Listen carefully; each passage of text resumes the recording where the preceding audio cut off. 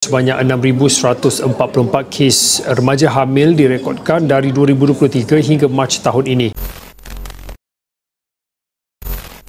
Seks, khususnya seks dan remaja adalah suatu perkara yang tabu dan besar dalam masyarakat Malaysia. Dan di tengah-tengah kawasan super sensitif ini, wujudnya Cafe Teen dan LPPKN, sebuah program atau pusat khidmat di bawah Lembaga Penduduk dan Pembangunan Keluarga Negara LPPKN yang khususnya untuk membantu remaja dan belia yang berfungsi sebagai pusat mesra remaja. Untuk memahami perkara ini dengan lebih jelas, bersama-sama dengan Lala di studio My Campus Radio hari ini, Puan Saidah Alawiyah binti Abdul Rahim selaku Pegawai Psikologi di Ibu Pejabat LPPKN Wilayah Persekutuan. Dan mungkin sebelum kita mula, Puan boleh sampaikan sesuatu sebagai pembuka kata. Silakan. Bismillahirrahmanirrahim. Assalamualaikum warahmatullahi taala wabarakatuh dan salam kekeluargaan bagi pihak LPPKN ya. Cafe Teen ni adalah suatu yang Cafe Teen dan remaja ni sangat sinonim lah ya, dan kita perlukan remaja-remaja di luar sana untuk membina, datang ke Cafe Teen dan membina jati diri yang power dan mantap. Dan di kesempatan ini juga, Lala nak ucapkan ribuan terima kasih atas kesudian bersama My Campus Radio hari ini. Jadi tanpa kita melengahkan masa, mari kita mendalami lagi lah tentang topik kita hari ini. Jadi sebelum Lala nak tanya tentang isu remaja, mungkin Puan boleh kongsikan sedikit tentang LPPKN dan Cafe Teen. Setahu Lala, LPPKN ni adalah di bawah Kementerian Wanita dan Cafe Teen ni pula berada di bawah LPPKN. Jadi apa kata Puan ceritakan sedikit? Sebenarnya LPPKN ni ya, Lembaga Penduduk dan Pembangunan Keluarga Negara ni adalah di bawah Kementerian Pembangunan Wanita, Keluarga dan Masyarakat, yang mana selain LPPKN kita juga ada Jabatan Kebajikan Masyarakat, kita ada juga Yayasan Kebajikan Negara, kita ada juga Institut Sosial Malaysia yang sama-sama di bawah Kementerian Pembangunan Wanita, Keluarga dan Masyarakat. Okey, jadi LPPKN ni kalau tengok pada penubuhannya dulu, kita adalah Lembaga Perancang Keluarga. Lembaga Perancang Keluarga ni adalah untuk untuk ialah kalau ibu-ibu kita dulu selalunya mereka akan datang ke LPPKN untuk mengambil ubat perancang keluarga. Okey, tapi selaras dengan pembangunan era sekarang ni, LPPKN telah meluaskan skop perkhidmatan, iaitu pertama kita ada bahagian kesejahteraan keluarga, iaitu yang mana kat sini bahagian kesejahteraan keluarga ni adalah kita bangunkan modul-modul ya, modul-modul yang berkaitan keluarga, berkaitan dengan remaja, banyak sangat modul. Kemudian kita ada bahagian reproduksi manusia, iaitu daripada perancang keluarga tempoh hari, bahagian reproduksi manusia ni masih kekal, dan kita pun mempunyai di bawah bahagian reproduksi manusia ni kita ada juga klinik-klinik Nur Sejahtera di seluruh Malaysia. And then kita ada bahagian penyelidikan BPKK, iaitu bahagian penyelidikan dan kependudukan. So bahagian ini pula dia akan membuat penyelidikan, membuat kajian berkaitan dengan individu, iaitu berkaitan dengan keluarga, berkaitan dengan kependudukan di Malaysia ini. Jadi macam di LPPKN ni kita ada setiap negeri kita ada cawangan LPPKN. Macam saya daripada LPPKN Wilayah Persekutuan, so kita ada juga LPPKN Selangor. Okey, jadi bila di bawah di negeri pula kita ada unit penerangan ya, unit penerangan dan latihan, iaitu modul-modul kami ni disampaikan kepada orang ramai menerusi unit-unit yang ada ni lah. Okay, contoh kita ada unit penerangan, and then macam saya adalah unit kaunseling keluarga, yang mana saya sebagai pegawai psikologi lah, yang dan bagi unit kaunseling kita ada program atau perkhidmatan selain pada perkhidmatan kaunseling individu, keluarga dan kelompok. Kita juga ada program yang diberi nama program terapi minda. Macam unit modul-modul lain yang kita ada modul PK, digital parenting, kita ada modul second honeymoon, dan lain-lain modul lagi lah. Jadi cafe eating ni tadi dia lahir daripada inisiatif daripada Kementerian Pembangunan Wanita lah, untuk memperkasakan remaja-remaja. Okey, lahirlah Cafe 18 ni yang bermula di LPPKN Pulau Pinang. Seterusnya di Kuala Lumpur. Di Kuala Lumpur sahaja kalau ikutkan kita ada Pusat Tenansip Cafe 18 Putrajaya, Prezin 16. Kita ada Pusat Cafe 18 di Pudu. Kita ada Pusat Cafe 18 di Keramat. Dan untuk di bangunan LPPKN sendiri, Jalan Raja Laut ni, insyaAllah kita akan beroperasi semula pada tahun 2026 inilah. Jadi Cafe 18 ni dia bergerak aktif di seluruh Malaysia. Cuma mungkin ada di setengah negeri yang kita namakan sebagai mobile sahaja. Dan ada juga yang di setengah negeri yang kita ada pusat Cafe 18. Itu sahaja yang membezakan. So kalau yang mobile ni sama juga fungsinya, dia akan bergerak ke sekolah, komuniti, masyarakat macam tu. Macam yang Puan sebut tadi, di bawah LPPKN ni ada perkhidmatan klinik kan. Jadi dalam klinik tu, apa je perkhidmatan yang ditawarkan untuk masyarakat untuk ke sana? Okey, untuk klinik tu yang kita namakan klinik Nur Sejahtera tu, ia adalah klinik yang klinik berkaitan perancang keluarga. Jadi kalau mak-mak wanita yang dah berkahwin nak perlukan perkhidmatan untuk perancang keluarga, so boleh datang ke klinik Nur Sejahtera di Malaysia, yang mana kat situ kita ada tawarkan mamogram. Kita ada tawarkan perkhidmatan perancang keluarga, which is ada implan, ada untuk injection.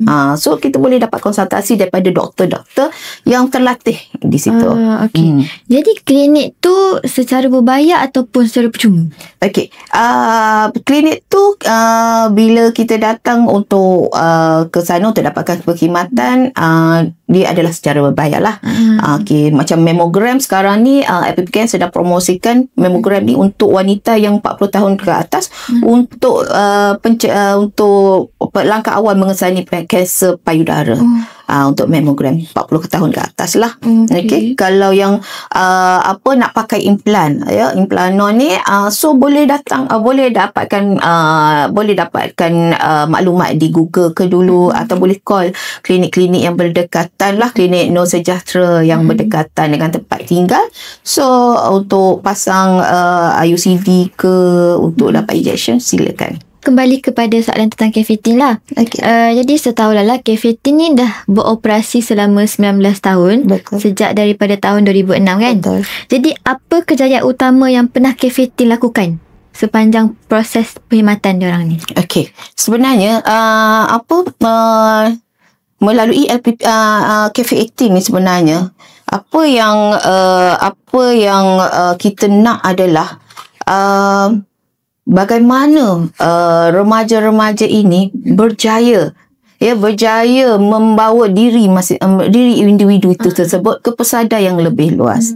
Okey, LPPKN ni melalui Cafe 18 ni, kita adalah sebagai pemudah cara untuk remaja-remaja ini membina jati diri, memberi maklumat yang sewajarnya untuk mereka. Jadi selama kita dah Cafe 18 ni dah berada dikenali lah, okey.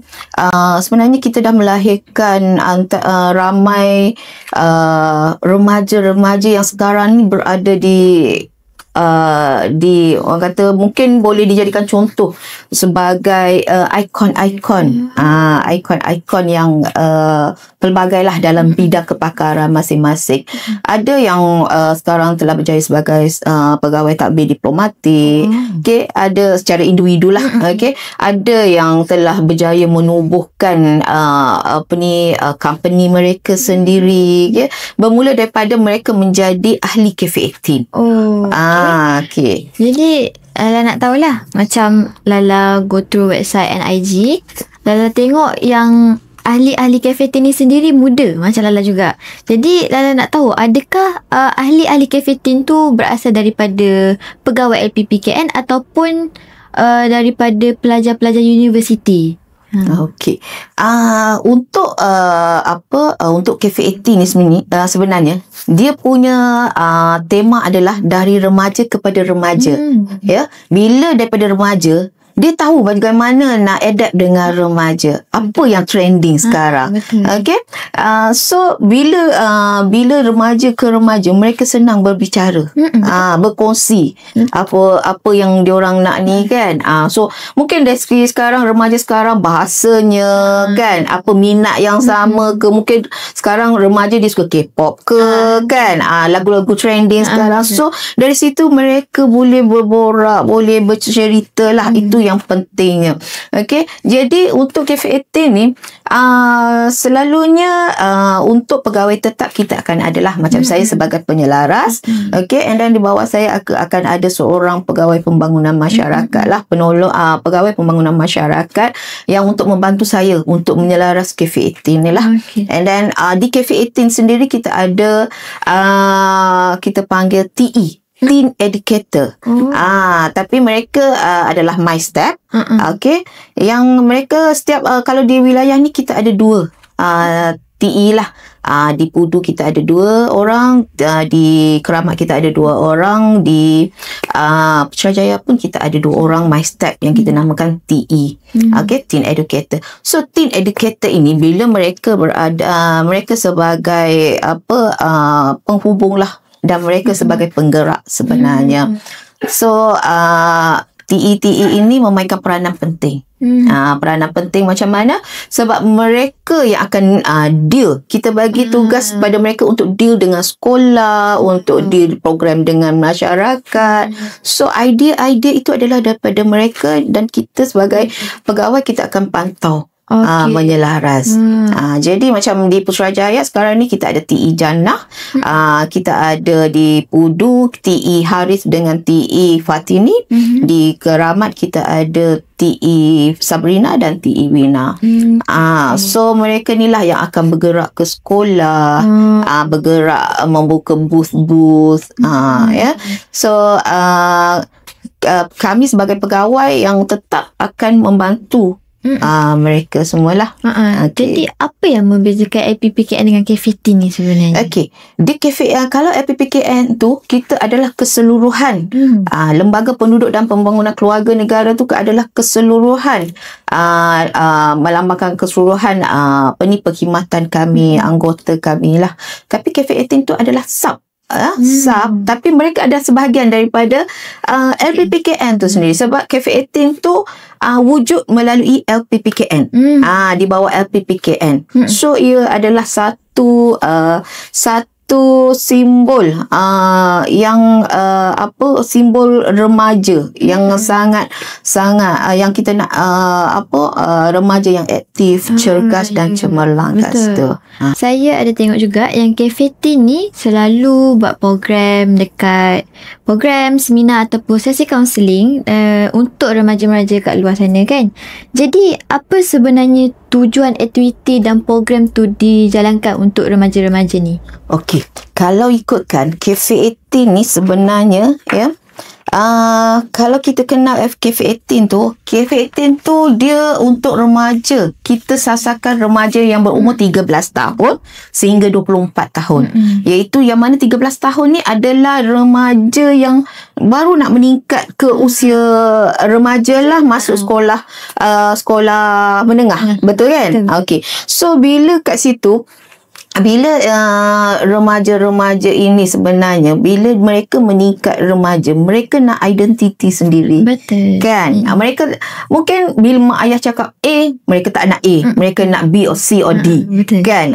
Jadi bila KF18 ni, perkhidmatan kami ni lebih kepada awareness, pencegahan.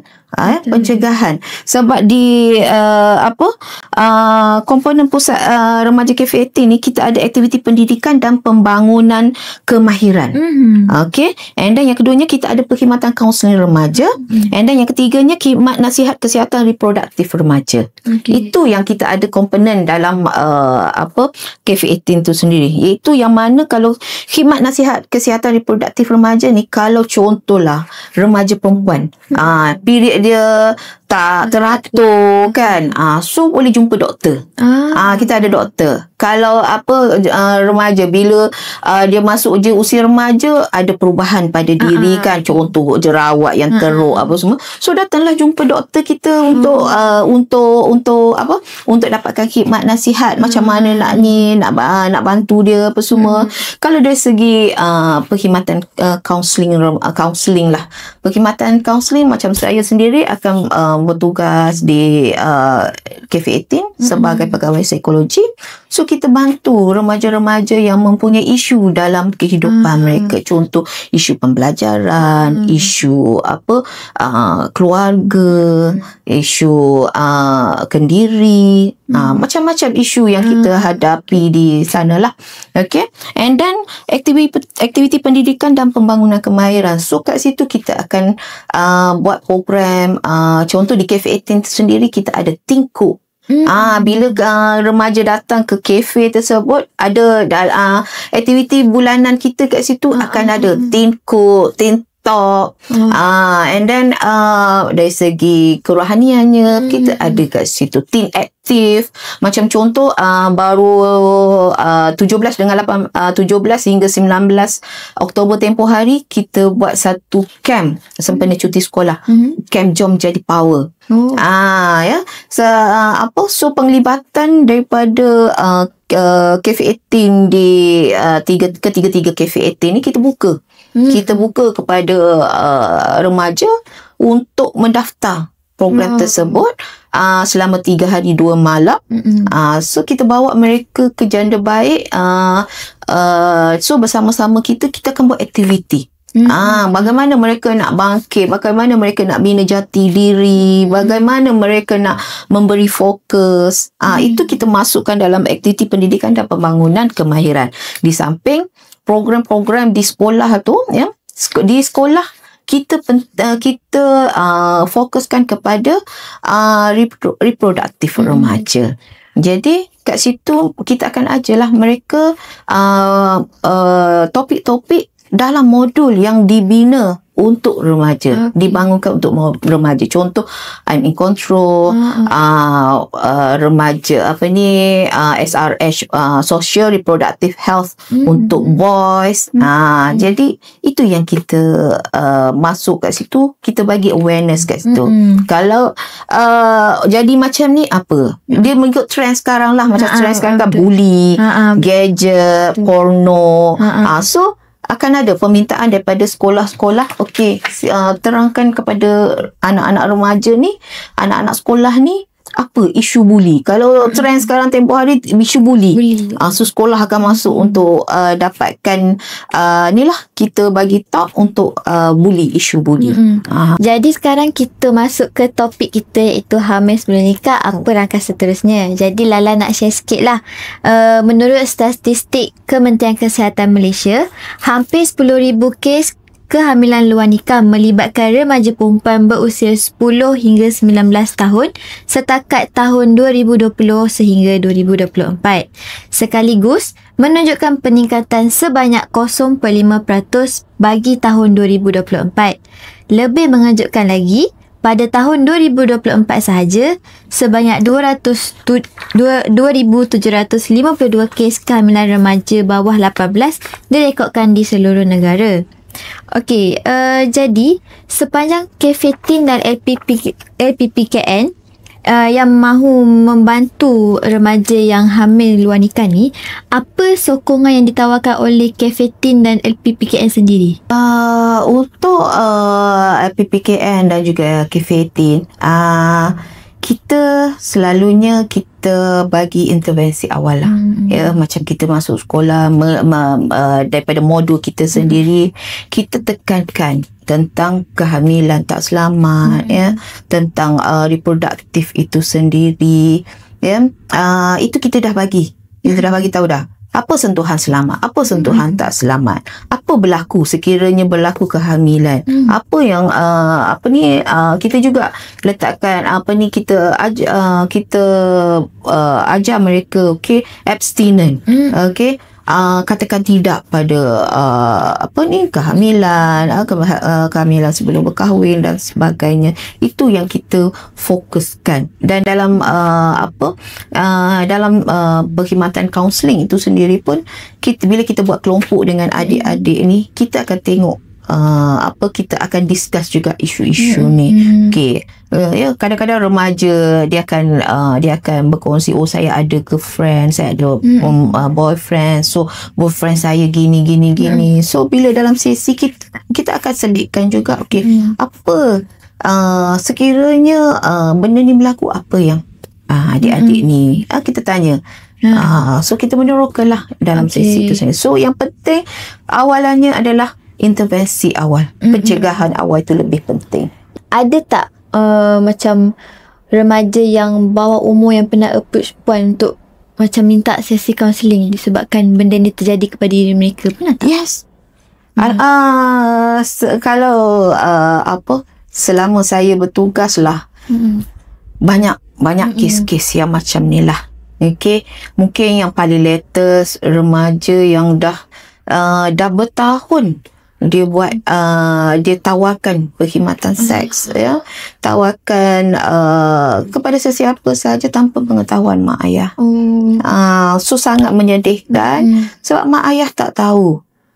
Jadi remaja-remaja macam ni, dia datang, dia akan, kadang dia orang bertanya kan, okey, bila selalunya kalau kita dah habis talk untuk pelajar ni, mereka akan tanya, jumpa kat belakang, mereka tanya, Kak, boleh tak nak tanya, saya ni kat sini gatal lah, apa semua kan. So bila ditanya, mereka dah bercakap, mereka dah ada ciri-ciri STI. So bila dah sampai STI, so kita kata kena pergi doktor lah. Kena pergi klinik kena pergi klinik juga, sebab dia tak boleh tak boleh sampai dia kena melalui ubatan juga, kena jumpa doktor. So kita akan rujuklah mereka pergi ke mana, yang klinik yang mana terdekat. So bila macam tu, dia kadang remaja-remaja ni ada yang kendiri dia dah bila dia tahu dia dah STI, dan so dia dah rendah lah. Jadi boleh terangkan sikit apa maksud STI? Kok ada penonton yang tak tahu makna STI tu. Okay. So bila STI ni adalah penyakit kelamin lah. Ya, seperti mungkin boleh kita kita secara terbuka kita boleh tengok bila ada unsur-unsur seks bebas, ya. So penyakit jangkitan kelamin ni akan ada, ya. Bila tak hygiene tu, tak jaga kan, so adalah penyakit-penyakit yang saya rasa remaja sekarang cukup aktif. Dia yalah, sebab sekarang ni mungkin masing-masing dah ada gadget. Okay. Betul. So mereka bagi mereka yang aktif berhubungan seks, mempunyai hubungan seksual tu, so mereka kena berhati-hatilah. Sebab apa, yalah, penyakit jangkitan kelamin ni dia boleh mereka boleh dapat dengan pelbagai cara lah. Sebab tu dalam modul kami, bila kita sebut kita ajar mereka abstinent, sebenarnya kita nak cegah mereka daripada melakukan mendapat penyakit macam tu lah. Okay. So macam HIV AIDS apa semua tu, mungkin bagi mereka rasa biasa je bila sebut macam tu. Tapi hakikatnya bila dah sampai tahap atau level yang dah teruk, so dia akan lebih ni lah. Negara kita bukan sahaja dikejutkan dengan peningkatan kehamilan luar nikah, tapi menurut statistik rasmi yang diperoleh daripada Polis Diraja Malaysia (PDRM), dari Januari hingga September 2024, sebanyak 75 kes pembuangan bayi dilaporkan di Malaysia. Jadi, kalau nak tanya Puan, tentang isu pembuangan bayi ni, macam mana pihak KFITIN dan juga LPPKM bendung benda ni daripada terjadi? Okey. Untuk pembuangan bayi ni, secara jujurnya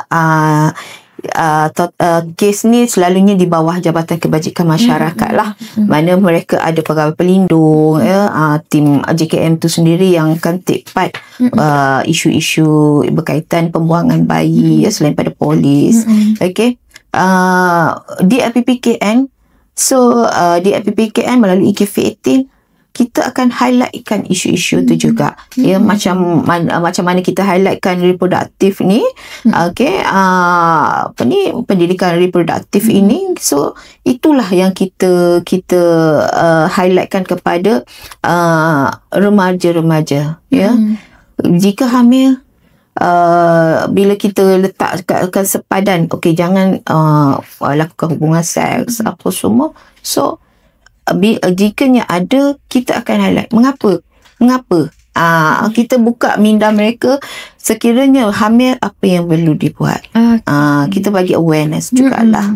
Jadi kalau ada, jika ada atau memang ada yang remaja yang approach APPK ataupun KFITIN bagi tahu yang dia sekarang tengah pregnant, jadi apa nasihat KFITIN ataupun APPKN kepada remaja tersebut? Adakah untuk teruskan je diorang punya pregnant tu, ataupun ada cara lain yang ditawarkan? Okey, dia sebenarnya bila kita lihat tempoh pregnant tu dah berapa bulan kan, dia macam juga ibu-ibu yang mengandung kan, dia ada tempoh kehamilan tersebut. So kalau bawah pada 3 bulan, ya, kita selalunya tak akan kita tanya mereka apa. So kita selalunya akan sebab dia bila di luar bidang LPPKN, so kita akan refer mereka kepada klinik. Klinik yang berdekatan, klinik ibu anak yang berdekatan, suruh mereka jumpa doktor, ya. Sekiranya ia di bawah umur, so mungkin sebab perkara ni banyak berlaku, adalah yang datang call minta tanya macam mana kan. So saya akan tanya mereka, pasangan nak bertanggungjawab ke tak, atau memang kalau dah hilang ke macam mana. So mak ayah macam mana, kalau mak ayah tak tahu, so kita akan advise, pergi ke klinik. Pergi ke klinik, you kena ni. Kalau dapatkan ni lah, maknanya jumpa mak ayah, advise mereka. Sebab anak ni memang sukarlah, satu tempoh yang sukar, baik bagi remaja tersebut ataupun mak ayah mereka. Tapi mana yang lebih penting sekarang? Betul. Jadi Puan rasa adakah Malaysia ni patut buat implement kelas atau pendidikan pemahaman tentang kesihatan seks ni dalam kalangan remaja semasa diorang sekolah rendah lagi? Sebab yang Lala baca, dah ada kes dekat Selangor yang hamil sebelum ni daripada usia 10 tahun lagi. Jadi apa pendapat Puan? Okey, dia sebenarnya sebab tu saya kata tadi, dia sebenarnya depend bagaimana jati diri seseorang individu tersebut. Sebab kalau tengok dekat sekolah pun ada dia punya subjek berkaitan moral, kalau tak silap saya, ada melibatkan sentuhan selamat kan, pun saya kalau tak silap saya ada juga. So dia sebenarnya dia pencegahan tu bermula daripada rumah itu sendiri. Betul. Dan bagaimana mak ayah cope dengan anak-anak tersebut. Ya, dia sebenarnya bila makin dekat anak tersebut dengan keluarga, dengan mak ayah, so anak-anak tu lebih suka lebih terbuka untuk share. Tapi kalau bonding antara mak dengan ayah, keluarga itu jauh, maka anak-anak tu dia akan mencari orang lain. Betul. Untuk mencari keseronokan, untuk bertukar-tukar cerita, untuk dapatkan kasih sayang. Ya, sebab kalau tengok trend sekarang adalah remaja-remaja ni dia lebih fokus kepada kawan-kawan. Ya. Kalau remaja contohnya yang dah masuk umur 12 tahun, kalau mak kata A, dia nak B. Tapi kalau kawan dia kata isu yang sama, bila dia cakap dengan kawan dia cakap apa? Benda yang sama dengan dia, sekepala dengan dia. So dia seronok.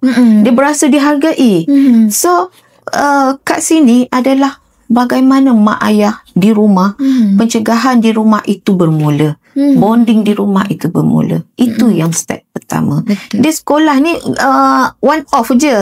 Kan? Cikgu pun ada komitmen lain. Okay? So why not anak-anak dia bila kerapatan keluarga tu kuat. So anak-anak dia tahu, apa-apa dia nak buat dia ingat mak ayah dia. So sebagai ibu bapa, mungkin ada masa yang perlu sepatutnya kita luangkan bersama anak-anak. So itulah yang mencegah sebenarnya. Betul. Sekolah tu mereka pergi dan balik, walaupun kadang kita buat juga program-program, tapi kalau one off dia tak akan cukup untuk remaja tersebut. Dia nak ada sentuhan berterusan, ada ingatan yang berterusan. Kesedaran tu akan timbul sedikit demi sedikit bila sentiasa ada. Itu yang pentingnya. Betul. Saya nak tanya pihak Puan lah, pernah tak LPPKN ataupun K15 handle kes budak bawah 16 tahun, contohnya macam yang saya cakap tadi, yang umur 10 tahun, 11 tahun, yang tak tahu lagi tentang kehamilan ni, and then diorang telah hamil macam tu. Pernah tak pernah handle? Mungkin dari segi pengalaman saya sebagai seorang kaunselor lah. Okay. Melalui kes-kes sebenarnya ada. Ya. Mereka mungkin pada waktu itu mereka fikir for fun. Kan for fun. Tapi bila mereka telah hamil, so mereka dah menggelabah lah. Betul. So bila mereka menggelabah, dah tak tahu nak buat apa, ada yang fikir nak gugurkan dan sebagainya. So apa yang kita, sebab ia pun bukan maknanya kehamilan pun bukan bidang LPPKN atau K15. So selalunya saya akan rujuk. Saya akan minta mereka buat check up, pergi ke hospital, bawa mak ayah. Dia susahnya bila mungkin sedikit susah bila melibatkan ibu bapa lah. Mereka tak boleh menerima. Kadang-kadang anak tu pun dimarah kan. So dia memang real tu akan ada. Ya, situasi real tu ada. So kita akan cakap elok-elok lah. Nasihatkan elok-elok. Perkara ni perlu ni lah sebab bawah umur kan. So kena pergi buat, kalau kata dia dirogol, so kena buat report polis lah. Okay. So mana pilihan? Mungkin kalau ada setengah ibu bapa yang memang orang kata remaja tu tadi memang orang kata tanpa bimbingan lah. So kita advise dia pergi sini dan sebagainya. Jadi Puan rasa sokongan emosi dari segi sokongan emosi apa daripada ibu bapa ni penting tak untuk remaja yang mengalami masalah tu? Yes. Dia sokongan yang terbaik adalah support system yang terbaik adalah keluarga itu sendiri, which is mak ayah, ya. Keluarga, ahli keluarga dia, itu yang paling terbaik. Sebab mereka dah buat kesilapan. So mereka bila anak tu dah buat kesilapan, mereka perlu diberi bimbingan. Di orang kata apa, diajar mereka selepas itu apa dan apa. Bukan kongkongan, tapi perlu untuk anak tengok balik, nilai balik apa yang mereka buat itu salah atau betul, and then mak ayah juga mungkin orang kata muhasabah dirilah.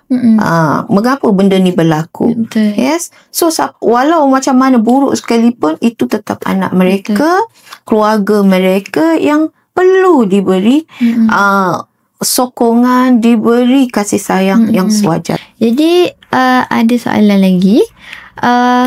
Kalau ada pasangan tu belum berkahwin tapi tiba-tiba hamil, adakah bayi tersebut boleh dinamakan sempena pasangan dia tu? Okey. Merujuk kepada soalan ini, dia sebenarnya dia melibatkan isu agama kat situ. Isu agama dan juga isu pendaftaran. Okey. Sepatutnya ialah dia ke dalam keadaan itu dia akan melibatkan nasab lah. Dalam agama Islam dia akan melibatkan nasab. Bila dia tak berkahwin, isunya kat sini dia tak berkahwin, tapi dia daftarkan menggunakan nama boyfriend dia tadi. Sebab dia tak ada bila dia menggunakan nama boyfriend dia tu, so apa akan berlaku pada anak tersebut, generasi tersebut, kan? Sebab nasab tu penting, keturunan tu penting. Sebab bila berkahwin, kita nasabkan nama anak tersebut kepada bapa dia. Tapi kalau ikutkan sekarang ni, mereka tak berkahwin. Jadi bila tak berkahwin, bagaimana mereka nasabkan nama anak tu? Sepatutnya salah lah. Tindakan tu salah. Betul. Dan dalam agama sendiri pun ia salah. Cuma dekat sebab selalunya kalau nak daftarkan nama anak tu pun mereka perlukan buku kad kahwin. Betul. So kena tengok balik bagaimana dia daftarkan anak tu sebagai nama boyfriend dia without kahwin lah. Itu dari satu segi ia tindakan yang salah lah. Okey. Jadi kita dah berada di soalan terakhir. Okey. Jadi bagi Puan, kenapa Puan rasa yang K15 ni perlu diteruskan? Okey. K15 ni perlu diteruskan, perlu diperluaskan lagi sebab bagi saya sebagai salah seorang staff di PKN sendiri, kita K15 ni sangat memberi manfaat.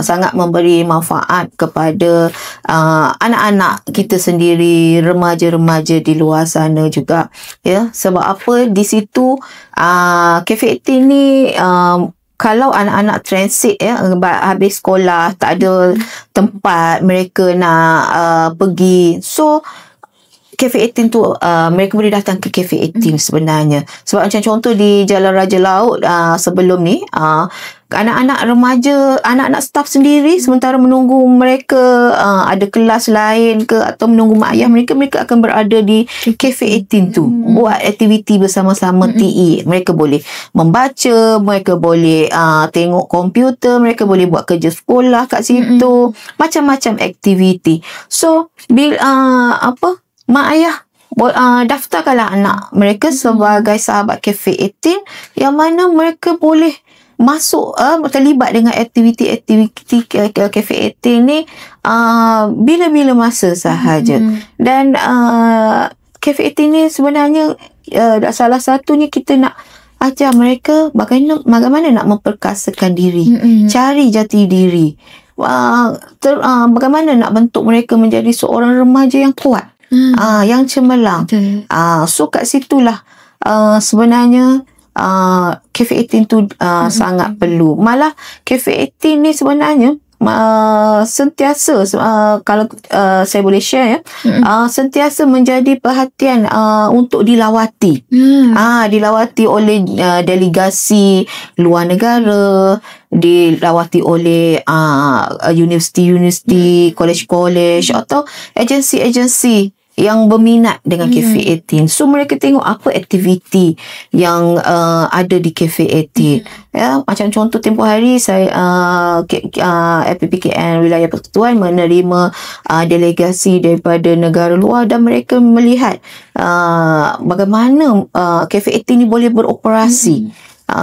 Dengan remajanya datang, apa yang kita buat, apa yang mereka lakukan bersama. So mereka sangat seronok.